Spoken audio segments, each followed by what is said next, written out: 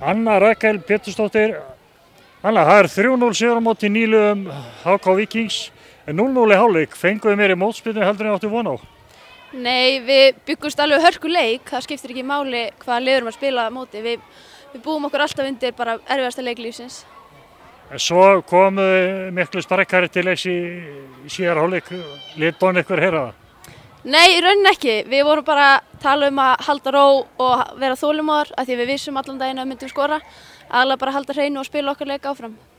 Það breytti svolítið leiknum þegar það missa mannavelli og þá var aldrei spurning hvernig þetta færi. Nei, eðlilega erfitt að vera manni undir en við ákveðum bara að nýta okkur það og við bara keyrðum á þær og það virkaði. Svona í loki þá hefði getað dottið 2-3 mörk í viðbót, þetta var algjör einstefna. Já, klárlega, ég veit ekki, við höfum getað skorað nokkuð mörk undir lokin en þau kom bara næsta leik. Slá og skot á fleira? Já, allir pakkinn. Þú hefði sátt við leikinn og þitt eigið framlag? Já, algjörlega, bara mjög góð og mikilvæg 3 stig. Stutt í næsta leik. Stutt í næsta leik, gangi ykkur vel. Takk.